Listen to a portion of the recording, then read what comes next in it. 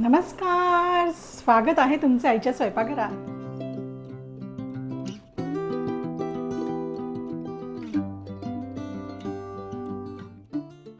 तर आजचा मेनू आहे रवा ढोकळा. अगदी 15 मिनिटात तयार होणारा हा ढोकळा नाश्त्यासाठी म्हणून एक उत्तम पर्याय असू शकतो. चवीला एकदम उत्कृष्ट आणि हलका फुलका हा ढोकळा अगदी सोप्या पद्धतीने कसा बनवायचा हे मी तुम्हाला इथे दाखवणार आहे. अगदी इन्स्टंट पण फर्मेंटेड ढोकळा इतकाच रुचकर असा हा पांढरा ढोकळा कसा करायचा ते पाहूया.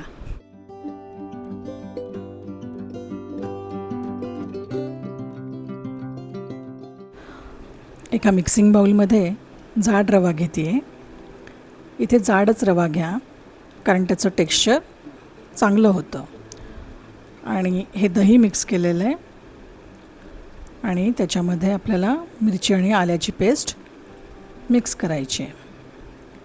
हे सगळं व्यवस्थित आपण एकत्र करून घेऊया. आता यामध्ये पाणी टाकून एक असं सैलसर आपण मिश्रण तयार करणार आहोत. हा रवा आपल्याला एक 15 मिनिटाकरता भिजत ठेवायचा आहे. रवा जेव्हा भिजेल तेव्हा हे मिश्रण थोडंसं घट्ट होईल. मग त्यावेळेला आवश्यकतेनुसार आपण पाणी त्यात टाकणार आहोत. आता पहा, हे असं मिश्रण तयार झालं आहे. हे झाकून 15 मिनिटाकरता बाजूला ठेवून देऊया. 15 मिनिटानंतर ज्या प्लेटमध्ये आपण हे मिश्रण ओतणार आहोत आणि वाफ घेणार आहोत त्या प्लेटला मी तेल लावून आधी घेते आहे आणि ती प्लेट बाजूला ठेवते. आता हे जे मिश्रण आहे रव्याचं ते पहा थोडं जाड झालेलं आहे, म्हणजे थोडंसं घट्ट झालेलं आहे. यात थोडंसं आपण पाणी ओतूया आणि थोडं सैल करूया. हे थोडंसं फ्री फ्लोईंग असायला पाहिजे, म्हणजे ते व्यवस्थित आपल्याला प्लेटमध्ये टाकता येईल आणि पसरवता येईल. पहा, आता ह्यामध्ये आपल्याला जवळजवळ एक पाऊण वाटी पाणी लागलेलं आहे सुरुवातीपासून. आता यामध्ये आपण थोडंसं चवीनुसार मीठ टाकूया आणि मिश्रणात व्यवस्थित मिक्स करून घेऊया. आता यामध्ये आपल्याला इनो टाकायचा आहे. पहा, इनो टाकायच्या आधी आपली सगळी बाकीची तयारी असायला हवी, म्हणजे ज्याच्यामध्ये आपल्याला ही स्टीम घ्यायची आहे त्या भांड्यात पाणी आधी उकळत ठेवायचं आहे. आता या इनोवरती मी तेल टाकलेलं आहे आणि ते व्यवस्थित फेटून घेते आहे. आता ती जी प्लेट आहे आपण तेल लावून ठेवलेली त्या प्लेटमध्ये हे आपल्याला ओतायचं आहे. पहा, आता इथे मी अर्धच मिश्रण ओतते आहे आणि उरलेलं अर्ध दुसऱ्या प्लेटमध्ये ओतणार आहे. हे असं व्यवस्थित पसरून घ्या. हा जो ढोकळा असतो हा फार जाड नसतो, हा थोडासा मध्यम जाडीचाच असतो. यामध्ये मी आता ही मिरची पावडर टाकली आहे आणि पहा, या कढईत मी जे पाणी उकळत ठेवलं होतं त्यात मी ही प्लेट ठेवलेली आहे आणि दुसरी प्लेट एका दुसऱ्या कढईत ठेवलेली आहे. अशी मी हे इथे वाफ घेते 15 मिनिटाकरता. एक 15 मिनटं झाली की मी आपण चेक करणार आहोत. पहा, 15 मिनटं झालेली आहेत. सुरी टाकून चेक करूया. पहा, एकदम मस्त झालेलं आहे. आता आपण हे बंद करूया गॅस. ही प्लेट बाहेर काढूया. आता दुसरी प्लेट जी आहे आपली ती चेक करूया. हां, हे पण छान झालेलं आहे ढोकळा. आता हे गार करायचं आहे आपल्याला आणि ते गार होते तोपर्यंत आपण फोडणीची तयारी करूया. एका पॅनमध्ये तेल घेऊया आणि त्यामध्ये मोहरी टाकायची आहे.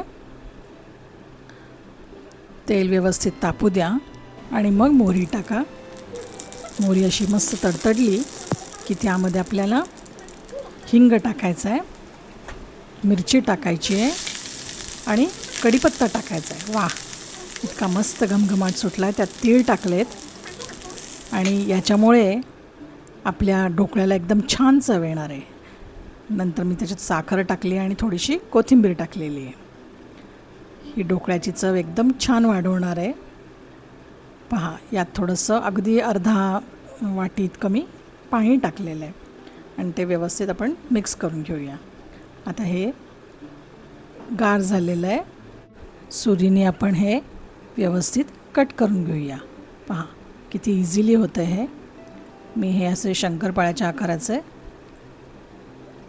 पाडून घेते आहे याचे पीसेस. आणि पहा तुम्हाला दाखवते मी आधी की हा आपला ढोकळा किती छान फुलला आहे. पहा इतका मऊ आणि हलका ढोकळा की तोंडात टाकताच विरघळून जाईल. पहा किती छान फुलला आहे आणि किती इझिली आपल्याला सगळं काढता येतं आहे. ढोकळा इतका हलका आहे की लहानांपासून मोठ्यांपर्यंत सगळ्यांना आवडेल. गरमागरम चहासोबत किंवा हिरव्या चटणीसोबत हा ढोकळा अप्रतिम लागतो. आता यावर आपण जी फोडणी तयार केलेली आहे ती टाकूया.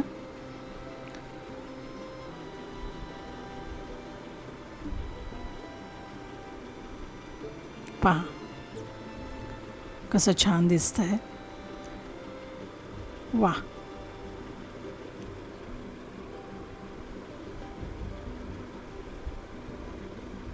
पहा ही तुम्हाला मी किती जाळीदार झाले ते दाखवते आणि एकदम हलका झालेला आहे. दुसऱ्या प्लेटचे पण कट करून आपण यावरती फोडणी टाकणार आहोत. आहे की नाही एकदम सोपी रेसिपी आणि खायलाही तेवढीच स्वादिष्ट. पहा अगदी 15 मिनटात होणारा हा पदार्थ नाश्त्यासाठी एकदम उत्तम पर्याय आहे. तुम्ही करून पहा असा झटपट रवा ढोकळा आणि कसा झाला तो मला नक्की कळवा. व्हिडिओ आवडला असेल तर लाईक करा. माझ्या चॅनलला सबस्क्राईब केलं नसेल तर सबस्क्राईब करा. अशा सोप्या आणि स्वादिष्ट रेसिपीसाठी चॅनलला नक्की फॉलो करा. अशाच विविध रेसिपींसाठी पुन्हा भेटू पुढील व्हिडिओमध्ये. तोपर्यंत धन्यवाद.